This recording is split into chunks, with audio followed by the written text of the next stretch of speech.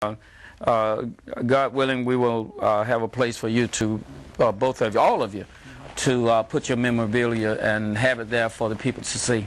Well, I tell you, my first manager in the Negro League, he's in the Hall of Fame, and not downtown. He's in the Hall of Fame in Cooperstown, Ohio. And who is that?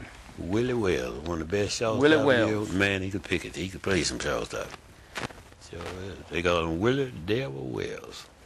What about now? Satchel Paige is in there too, isn't it? Yeah. Now Satchel Paige was a Birmingham Black Baron player, which is good. I'll tell you, I used to love watching any documentaries on Satchel Paige and some of the things that he was a real showboat. Yeah, but you'd be amazed. All your good ball players right now, and then back in the olden days, came right out of Birmingham and Mobile. That's what I heard. They got more good ball players came out of Mobile and Birmingham than in the States and the Union. That's great. See, a lot of people don't know that. We need to. And these youngsters don't know it. They need to know. They need to know their own history. See, these young kids, they don't know about no history. They don't care nothing about no history. You need to know your own history because you're prone to repeat it if you don't know it.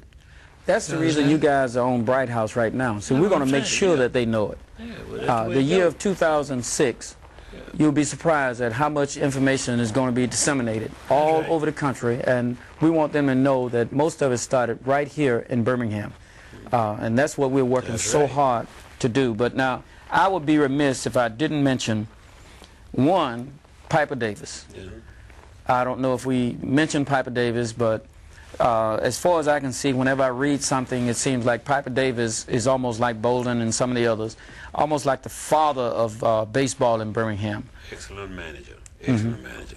Didn't take no mess. If you played for Piper, you had to play. You didn't get out there jiving around.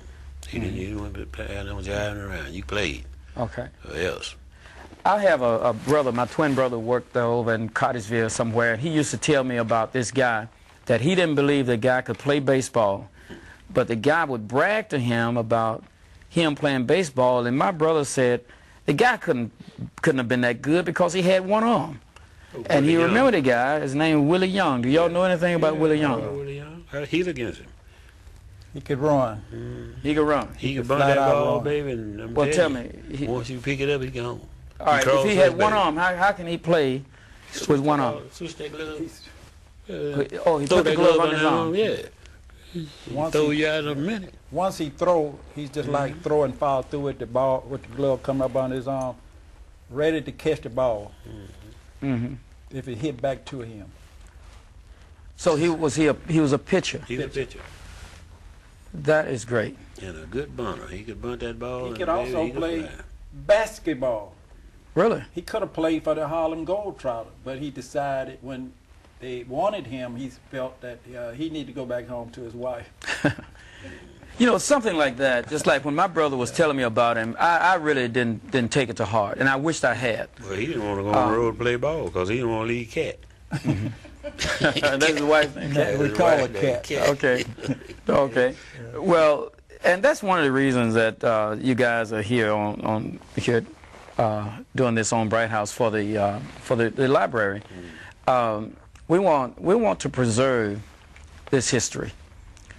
We want people to know exactly what went on. We want people to know who you are, what you're all about, because this is history. This is something that will make things better for all of the youngsters now that's coming up through baseball. There's no way, and I've learned this, and I'm being a chef. Well, the best, I didn't become famous in cooking until I started cooking what I really knew, and that's Southern cooking. I tried to cook like everybody else, and I just couldn't.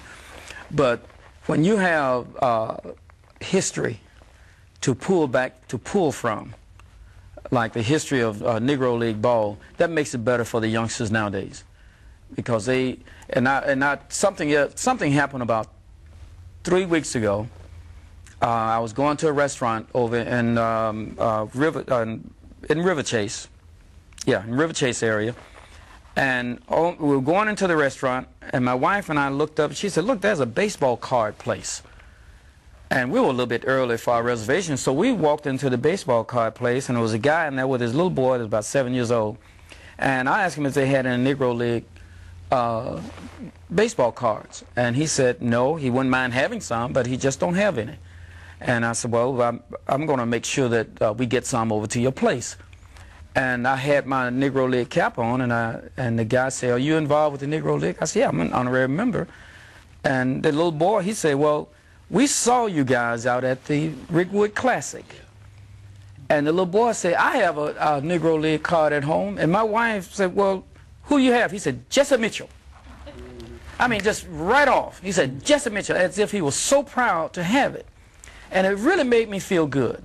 This guy was not a minute over 7 years old. He may have been 6, little boy. And it really makes you feel good that some of them coming up now really knows their history and know the value of it, first of all. So. Well, they know it. They believe in it, too. Yeah. Oh, yeah. You know, the Negro League started in 1920 in Kansas City, Missouri, February the 14th, right, Edie? By Rube Foster. Rube Foster, oh yeah, I read Andrew Rube Foster. Uh-huh. And it ended in 1960, according to Congress, when they passed the resolution there, but it's actually ended in 1960 because now it's the law, so we got to go with 1960. Mm-hmm.